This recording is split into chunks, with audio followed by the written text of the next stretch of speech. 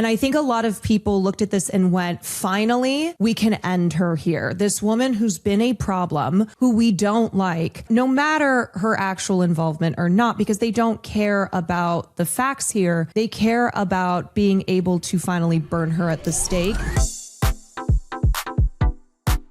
If you've been on the internet lately, you might have been confronted with a deluge of headlines, TikToks, and social media posts about Chappell Roan.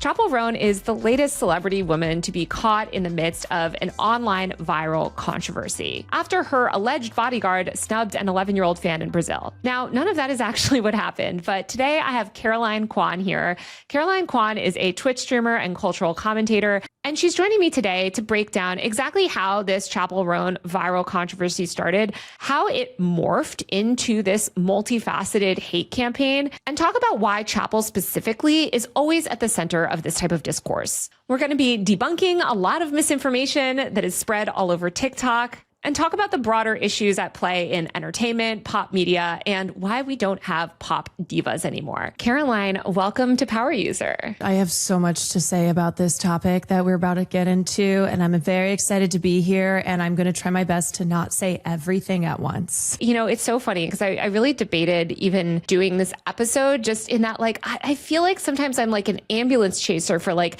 hate campaigns against women, but then, you know, it gets to a point where it gets so big and it's really influencing like the media cycle. And no matter how many of these campaigns we've covered, they all do kind of have these distinctive kind of like nuances to them. So I want to break down, you know, for everyone that hasn't been on social media, I guess, for the past few weeks and followed this, like what's going on with Chappell Roan and why is Chappell Roan always the subject of this stuff? I know some people will be like, oh, I already know the story. Yeah, everyone hates her because she's lesbian, or like, oh, she's mean, she hates kids, but I don't need to listen. This story is actually crazier and more nuanced than you think. So we're going to get into it today. And I'm so glad to have you. Yeah. Also, please, people, understand that even if you have a basic understanding and you think it's stupid, you need to understand that this has far-reaching implications every single time. And the reason we keep ending up in these situations is because of a mixture of people directly participating and then also indirectly kind of waving it off. So it is important that people understand what is at the root here and what is always at the root here. So about a week ago, we had Chappell Roan, who was in Brazil. She was in Sao Paulo for Lollapalooza, Brazil. So while Chappell Roan is at breakfast at this hotel in Brazil, the 11-year-old stepdaughter of this Brazilian-Italian soccer star called Jorginho Frello allegedly tries to go over and talk to her, maybe just like kind of smiled and walked past Roan's table just to confirm it was her without even interacting with Chappell Roan. After that, basically nothing interaction, Jorginho posts this like wall of text to Instagram alleging that a large security guard approached him and his wife and stepdaughter in an extremely aggressive manner, and that the guard accused the child of disrespecting and harassing Chappell Roan and threatened to report them to hotel management, and this left his stepdaughter in tears. Chappell Roan responded on Instagram stories and was like, I don't even know what you guys are talking about. I did not even see this. I did not see the mother or the child. And the security guard, whatever security guard this was, is certainly not my personal security guard. I mean, I feel like the minute that Jorginho posted this Instagram post, it went viral. So he posts this, and I will say, I initially saw it, and I guess I'm still pretty naive, and I thought that this would not go Insta global. So I was like, oh, whatever. Okay, I don't need to jump in on this conversation. And then suddenly it was global mass outrage. You had the mayor of Rio de Janeiro saying that Chappell Roan is banned from performing there. There were thousands and thousands of comments and posts, and it has only multiplied greatly since then. But it really felt like match is lit. Boom, there goes the wildfire. It was crazy. I mean, I sent you guys like a screen recording in this group chat of my Twitter feed. It was back to back to back, thousands and thousands of posts. And the discussion was mainly centered on how like Chappell Roan is a evil, entitled, terrible person who hates children. I mean, it's worth noting that this is obviously not sort of her first controversy, I guess I could say, relating children. During a March appearance last year on Call Her Daddy, she said, all of my friends who have kids are in hell, and basically was saying that she didn't know anyone who had kids that was happy or still had light in their eyes. And so people were like, she hates children. She hates children. And, throughout really since 2024, she has been known to sort of set these strict boundaries, specifically with photographers and fans. So I think that's where this, there was already kind of this narrative bubbling up of this entitled evil celebrity hates children. How can you hate children? And, she's drawing boundaries that we feel like are too sharp. What I think is so crazy is if you want to talk about exploiting children or, mistreating children, this footballer guy, made his daughter the center of an international celebrity controversy without her consent, because she cried one time. And I think that that's more offensive than Chappell Roan, even if Chappell Roan did throw them out of the restaurant for approaching her weird or whatever. Here's the two people who have honestly suffered the most from what Jorginho did. Chappell Roan, obviously, and then his daughter, as you said, because now there are so many people who know her face, know her name, have posted really intimately about her, but also, it's on both sides. It's people who are blaming the 11-year-old girl for everything. And then it's people who are blaming Chappell Roan. And what's crazy is that this is the behavior ultimately of two men. And even though, yes, the girl's mother got involved and she posted that thing, it was the football playing stepfather who made the initial post lambasting Chappell, sending so much hatred her way. And then the security guard, who we can talk about his statement, but he's the one who, no matter what you believe of the details, was the one who went up to this girl and her mother. Yeah. And the security guard came out and said, basically, he takes responsibility. And he was actually at the hotel on behalf of somebody else, not even Chappell Roan, and stated actually that these accusations that he was aggressive were completely false. So, I don't know the details of what happened. Of course, we'll never know. We don't have video footage of that day even.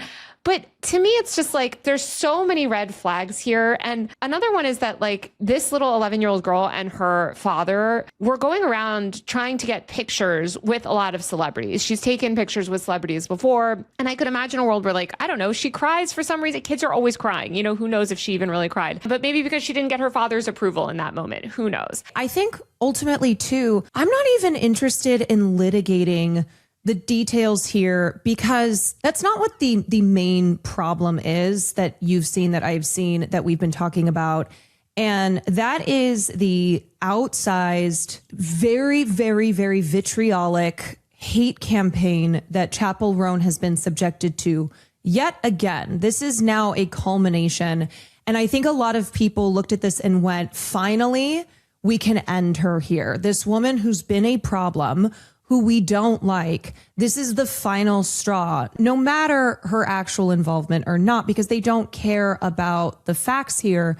They care about being able to finally burn her at the stake. Yes. And let's talk about some of the groups coming for her. So immediately after this news breaks, you have these Stan accounts weaponizing it. So you have the Chappell Roan Stan accounts coming out and trying to counteract these narratives, but they're fighting with Taylor Swift Stan accounts, the Ariana Stan account, all of these different pop girly fandoms coming and kind of trying to litigate it in real time through their own lens of fandom. And so I think that kind of poisoned the discourse immediately. Yes. And then all the pop culture and snark pages that immediately get involved. And like you said, there's a crossover here with the different standums.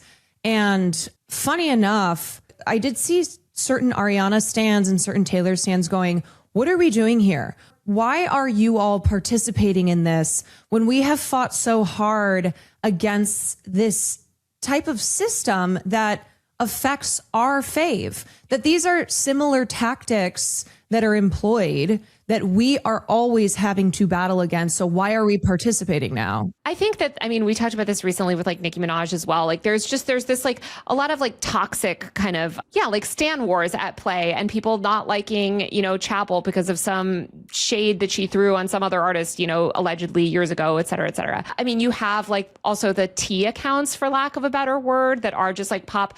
They're not like pop bass and pop crave, but they're kind of like lower versions of them.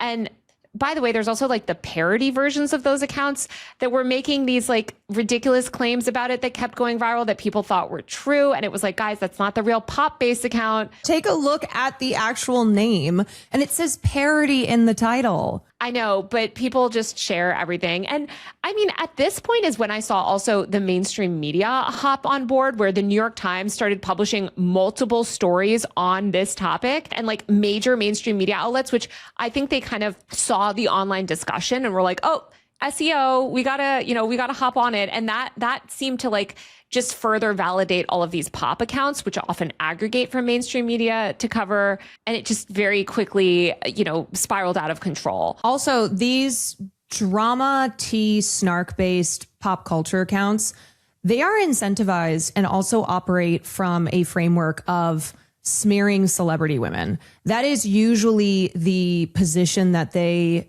employ. And what happens then is when normies try, and when they kind of see something going on, they're like, oh, what's this Chappell Roan thing? They go to YouTube, they go to TikTok, they'll Google search. And what pops up is so much of the hate, the anti-Chappell, or whatever woman it is, position, because that's who gets there early. And that's who makes primarily this kind of content. So you go to YouTube and every video is like, Chappell Roan has finally gone too far. Chappell Roan needs to stop being such a wicked bitch. Like that is the framing of it. And so then people who don't know and aren't kind of curious about inquiring just a little bit further here, they'll see that position, go, oh, okay. Sure. Yeah. I mean, I think also just like, it's funny. Like there was a bunch of like funny memes about it that like I even saw and like laughed at. And I think like the meme accounts get involved and it just sort of spreads and it becomes a meme. And it's like, okay, but that meme is ultimately kind of pretty like defamatory and harmful. Into all of this too, you have a lot of people that hate Chappell Roan for political reasons. So Chappell Roan chose not to endorse Kamala Harris, although she ultimately voted for her. But you have these like blue MAGA accounts that jumped on this very early and were fueling the flames. And you also have the fact that Chappell Roan is a staunch supporter of Palestine and one of the few celebrities that has really spoken out in about the, what's going on over there. And I think that also seemed to be a motivating factor for some people. There was this woman, Jacqueline Powers, who is a hardcore Zionist, writer, basically just a freelancer, and people were looking up her Instagram account, and she follows just all the most hardcore Zionists ever. She wrote this insane Daily Mail post titled "The Bitch Beneath the Makeup. Chappell Roan's diss of that crying 11-year-old fan actually revealed her dark truth." This article is just like, I can't believe that like a hateful AI didn't write it. And also for them to put bitch in the headline is crazy. I mean, that's a lot of the language that we've seen describing her on the internet through media and tabloid posts. So I'm not surprised that Jacqueline Powers used that word, because it also reinforces what's happening here, which is that Chappell Roan is a problem. She's a bitch. She's difficult. She has stepped out of line one too many times. And that is enough to churn up. Like, people are so reactionary. That's the truth. So many people are very reactionary, no matter what specific politics they ascribe to. So I think, her supporters start discussing these dynamics very quickly. You saw even some in the pop stand-up world be like, hold up, you guys, I think this is just another hate campaign against women. Look at the fact that it's pretty much Zionist, blue MAGA people, accounts that don't traditionally support women that are attacking her. Like, this is a psyop. Stop falling for it. Also, by the way, just a month ago, Chappell Roan actually cut ties with her PR and talent agency, Wasserman Music, after Casey Wasserman was found to be part of the Epstein files and was flirting with Ghislaine Maxwell. So I feel like the sort of narrative changed for like 6 hours, where it was clear clear that basically Chappell had nothing to do with this interaction in Brazil. It was clear that actually a lot of the people hating on her are just bad faith, people that hate her for her Palestine views, her political views, or potentially are participating in a smear campaign from her old talent agency, who knows. And then we start to see things change again, because into that mix, suddenly there's this viral TikTok and a tweet that went along with it that got 7.2 million views. This random account with only 1,900 followers posted, "Oh, Chappell Roan comes from money. OMG, oh please, this little shtick has just got more corny." And these accounts start linking to this TikTok video, effectively claiming that like Chappell Roan is secretly rich and an heiress and her entire backstory is like a lie. And this to me is like, at least I don't know your perception, this is when the floodgates opened to me. Because then it was like, okay, who cares that was, that there was this sort of like original controversy. Now it's just, let's destroy Chappell Roan time. And now the discourse is open of like, can we finally admit that like, we don't like this woman? Yeah. People felt like they were losing steam, that, okay, this original controversy, there's not enough here because too many people don't care, even if she had told a child that she can't take a photo with her.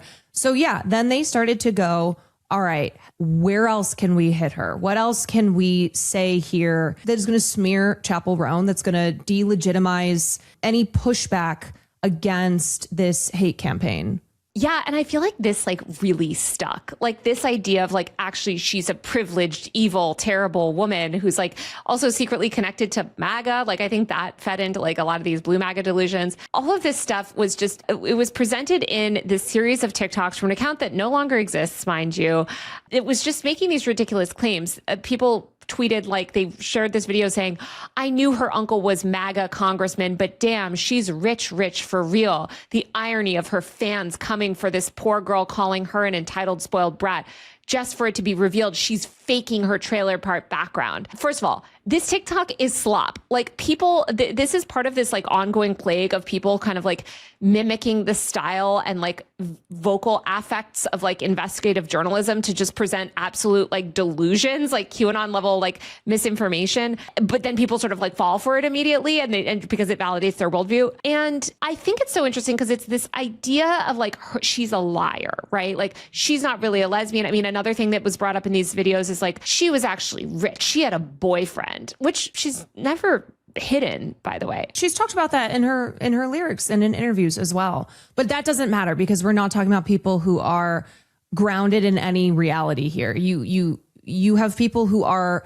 full on writing fiction, and that spreads so rapidly and it confirms people's biases, but also just what they feel is finally, okay, this is something that we can go after this person on. It makes it feel like it's more legitimate that they have just cause to tear her down. So there was a random account on Twitter, and it turned out to be a man who stole the photo of some TikTok girl, and he used this account that had less than 100 followers and didn't have any posts. And he quote tweeted the TikTok that had gone viral that was just total slop misinformation and said, LMAO went to high school with Chappell, who then he was referring to as Kaylee, and her boyfriend, and then spread all this stuff about her being homophobic, racist, all these like specific details, but that clearly when you take one look at it, go, this is bullshit. Like this is clearly made up. But that went viral too. His tweet, and again, he presented himself as a girl on Twitter because this was a stolen profile picture. This tweet and the follow-ups went viral. Yeah. I mean, I just think like we entered into this like soup of viral false claims. And, you know, some people did start to refute some of it. They found, you know, there was these ideas that, oh, she went to this like expensive Grammy camp, you know, where there was like thousands of dollars and it was all summer. Actually, she went to like a 1-week program and she had to, it's in the public newspaper in her town that like she had to fundraise just to get there. Like, again, all of this stuff is just blatant smears. Like it's people being like, oh yeah, I knew Chappell before she was famous. Like, oh, she was lying. Or, oh, she never knew Olivia Rodrigo back in the day. You know, like allegedly Olivia used used to visit Chappell when she worked at this, like, I think it was a donut shop. And they were like, oh, she probably never had that job. Like, these claims are all being made by people that could easily go back and fact check this information because there was reporting even in the time. There's photos that they've, her and Olivia have shared from that time. Like, this is well documented, but it doesn't matter because it just feeds into people's beliefs. And it feeds this idea of like, here's this secretly privileged white woman and she's ungrateful and privileged. Then we're just back at the classic Chappell Roan hate that we've been stuck in since 2024, because it always kind of comes back to that same narrative. And because she's poor, because she's queer, some of those sort of privileged white women, traditional misogyny stuff doesn't always stick to her. But that's what it always kind of comes back to. And I feel like that's what we saw it eventually revert to with this. I think too, when you are constantly battling the next viral misinformative TikTok or tweet or whatever it is, you're just pulled deeper and deeper down into the muck. And then what will happen too is normal people go, okay, this is like so insane, I don't care about this. Or those of us who are trying to fight misinformation, who are trying to redirect people back to what's actually happening here, we're told, well, why do you care about celebrities so much? You guys are just celebrity obsessed. You do, especially if it's a white female celebrity, they'll go, you only do this for rich white women. And it's so frustrating because what we're trying to explain here is that, first of all, Chappell is also attacked due to the fact that she is openly a lesbian woman. This is not just she is a woman, she is a lesbian woman. So that plays a part here. That's what it's rooted in.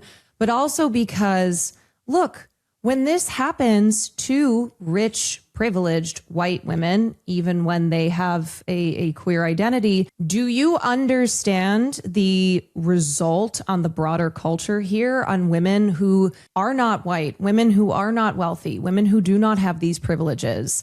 But this gives permission to fully go after all women. And then depending on those conditions of marginalization, how the consequences are just more severe. Yeah, it's really just, but it's interesting kind of like how, I've talked about this before in conversations around like white women, but it's like white women experience this like very specific type of misogyny. And as they especially experience misogyny and hate when they align with other marginalized groups or identify as part of those marginalized groups. Like in this case, she's obviously a lesbian, but she's also pro-Palestine. She's also intersectional. Like she's spoken out about a lot. Ironically, a celebrity that had a really good take on this, and I almost never say these words, Jameela Jamil. Jameela honestly has had some pretty deranged takes over the years, but she posted this Instagram story that I want to read, and I do think she made some good points. So she's being facetious here, but she says, I just want to agree with all the Chappell Roan hate. She's pro-Palestine, pro-woman, pro-asking for basic respect in the industry. She left a huge management firm publicly because the owner was in the Epstein files. She's pro-trans, she's pro-gay, she's anti-establishment. She decenters men in all of her rhetoric, and she empowers millions of young people. She calls out her own industry for neglecting the health of young artists. None of this media-fueled hate is a whipped-up smear campaign exaggerating her every move or blaming her for the actions of people on her team in order to make an example of a woman who set a few minor boundaries for herself for her own personal mental health as a fragile person.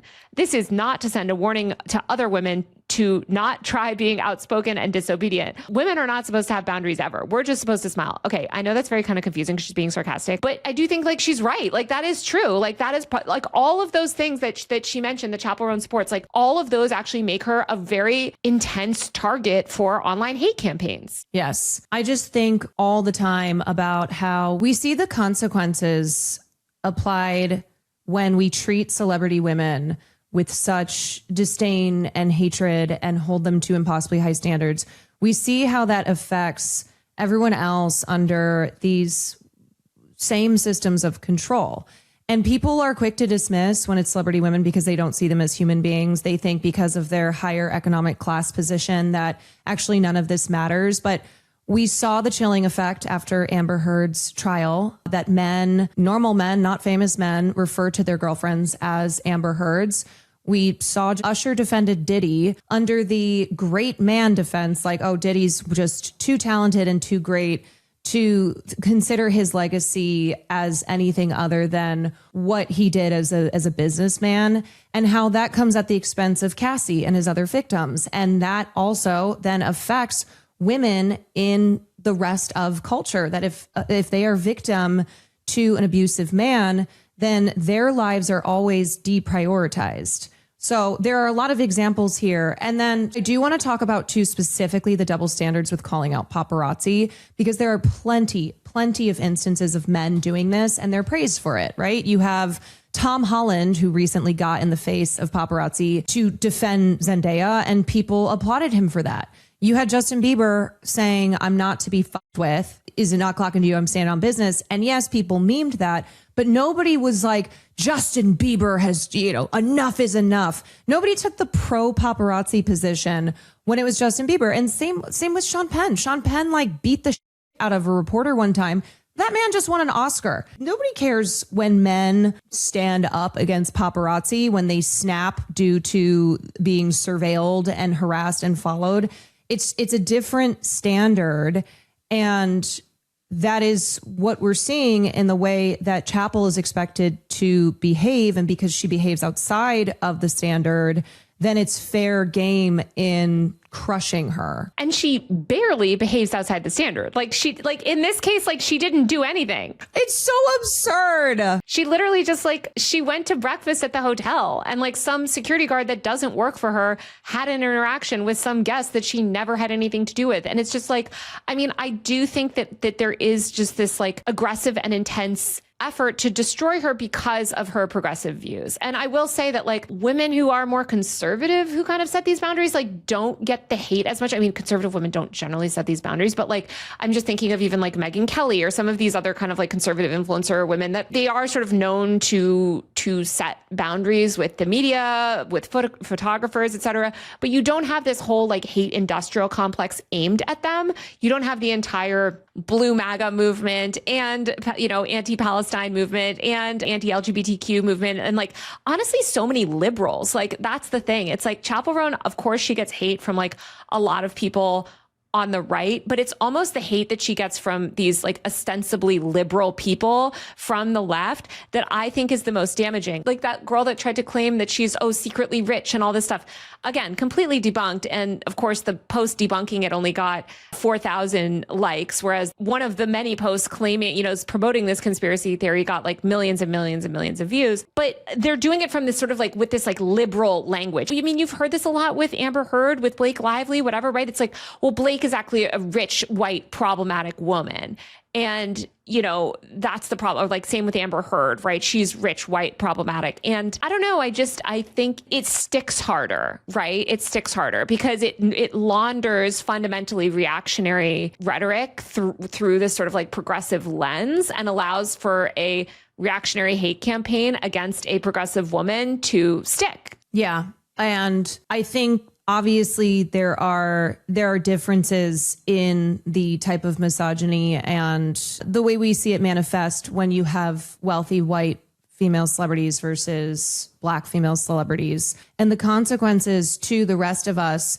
It doesn't matter whether it's a Blake Lively or it's a Meg the Stallion, Meg, who just won a lawsuit against a blogger who ran a smear campaign against her. This is all connected. And I wish people who go, oh, but I don't care about Chappell because she's just a white woman, I wish they understood that this has still an effect, because of course it does. Yeah. I just want people to understand though, that I do think that these privileged white women, they are used as an example, and that these hate campaigns are laundered to the left through that mechanism. Right. And people will say a lot of stuff about these sort of quote unquote rich white women. And obviously Chappell gets homophobia on top of that as well. But it's stuff that trickles down, and suddenly you've just normalized, even if she was rich, say Chappell Roan was rich, right? Okay, if she had lied about it, maybe that's, a scandal. But Blake Lively never lied about being rich, right? And that's still used to discredit her. Amber Heard never lied about being, privileged, and that's still used to discredit her. So I just think at the end of the day, it's about discrediting women and hating on women and furthering, further smearing progressive women's careers. Like the thing is now she is viewed as controversial. And that's actually something I was hearing recently from another talent agent person where they were talking about sort of controversy and how they think about signing talent. I do think that this is going to have an effect on her career. Like people that are, especially women that are viewed as difficult in the entertainment industry, things don't usually go well for them. Zara Larsson just talked about how she lost a $3 million deal because she made jokes about abortion. And yeah, this does have consequence both in the way that the public views these celebrity women, and then also in the considerations that companies and the industry makes. Because we see all the time when women get blacklisted, we see this happen to Janet Jackson for something a man, Justin Timberlake, did to her. She was blacklisted for years. She lost so many deals. She wasn't allowed to go to the Grammys. So yes, this is something that is, it goes beyond just the court of public opinion decides that they hate this woman. Also, the sad thing is when you are the subject, as you and I both know, of online controversy, it just sort of like becomes this goo that covers you that you can never get off, in the sense that like all of these things have been debunked. Like I've been through so many cycles like this, right? Like somebody makes a ridiculous claim, you spend days debunking it, blah, blah, blah, blah, blah. It's ultimately proved untrue. That of course the debunking never goes as viral as the original claim. That sort of claim just, it gets repeated ad nauseum forever. And you're viewed as controversial. And so, yeah, you are excluded from ad campaigns. You're excluded from opportunities, because the reality is in media and entertainment, there are endless women, right? There are endless people that will take your place. And these executives, these people that do brand deals, that do the partnerships, that invite, decide who gets to walk the red carpet. Even if they know that that stuff is untrue, they also know that, this person has a really vocal, dedicated online groups of like haters. And I don't want that controversy brought or affiliated with my brand or my event, etc. I mean, I've dealt with this with like the Ethan Klein fans, where it's like they just like swarm, often so many things I do. And it's like, even I talked to a brand manager that I worked with, and he's like, whatever, very cool and doesn't care. But like, if that wasn't my friend, like you could see how like, just again, it's just like, if controversy follows you as a woman and you have dedicated haters, you will not get opportunities. Whereas men that are controversial and have dedicated haters, that's never a problem. Well, I think too, you have to look at what it is that is the nature of the controversy. Because of gender double standards, for women, it can be as much as that they're seen as a little mean, that they, whatever they do to step out of the very rigidly drawn lines, then that is controversial. So it's not even like comparable to what is considered misconduct and bad behavior from men because of those double standards. But yes, as you said, it is a goo. It is something that, especially in the internet age, no matter what you do, if I post a photo of my dog, there's going to be so many comments that are a continuation of every single smear and hate campaign that I've been victim to. So whatever I do in my work, that follows me around, and the absurdity of the base of those smears doesn't change. Like, it's ridiculous. It is absolutely baseless, but it still follows me everywhere. I also think it's interesting, to see the reaction to Chappell Roan when we're seeing these bigger discussions in the entertainment world about like divas. Like Harper's Bazaar ran this big story a couple days ago called "Is the Diva in Danger of Extinction? Can New Divas Rise in an Era That Demands Constant Access and Relatability from Its Pop Stars?"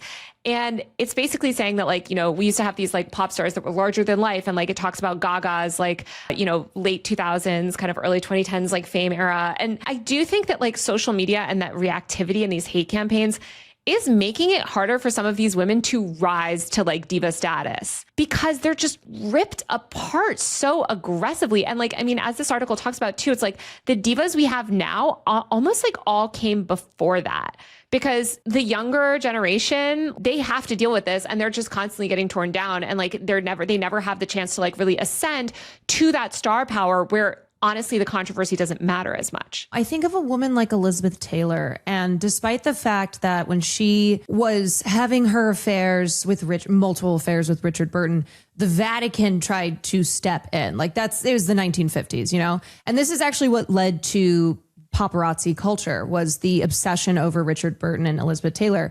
But Elizabeth Taylor she was a diva. She was a woman who was larger than life, was not always doing the most morally correct things, but there was like an admiration. And today, the way that Elizabeth Taylor is referenced in pop culture and in media, Taylor Swift has a song with her name in it that she is held up as like this woman who did what she wanted. And just looking at someone like Chappell, who, as we've said, really, what has she done? What is her crime? What is this supposed problematic behavior? And yet the outsized response to it and the scrutinizing of every single little thing she does, it's crazy. I saw one person comment and say, oh my God, these people today would never have been able to handle Mariah Carey from the 2000s. The way that they are responding to a Chappell Roan. Well, I think it's true. I mean, they were vicious to Mariah too, but it was more the tabloids that were vicious. But the thing is, like, it's different. Also, that was so different because you didn't have this like grassroots stuff. And say what you will about the tabloids, but they had, I don't want to say they have some commitment to the truth because they truly do not, but like they always understood that they could be sued for defamation. And so they would never publish like a flat out lie in the same way as this TikTok. Like they do publish a lot of false information, but it's sort of like it has to be like sourced from somewhere. There has to be a little something to it because they're at the end of the day, they are still sort of journalistic institutions that go through editorial review. Whereas like these random TikTok and Twitter accounts can just be like anyone and you don't know their motivations. You don't know who's doing it. Like that part is really disturbing. And I don't know. I wonder like how high Chappell's star will rise and like what all of this means for like the pop talent that we're cultivating. She's already said that she doesn't want to speak out publicly. She has talked about this because of how frequently it results in backlash. And a lot of times, even when she tells herself not to say something that she still does, she's only 26 years old, mind you. Like, bear in mind, this is a 26-year-old young woman. So she's addressed that. She, I think, is well aware of how crazy people go when she says or does anything. And I do think that I think what concerns me is always the chilling effect at play, whether it is through these high profile cases of domestic violence and sexual abuse, or people who speak out on important issues like Palestine and trans rights, both issues that Chappell has spoken out publicly on. And that is part of why we see this constant attacking of her and this backlash. Well, I think women basically realize that they can't be progressive. You can't be progressive. And in Hollywood, you can't be a progressive woman in media. You are going to just get nonstop misogynistic hate.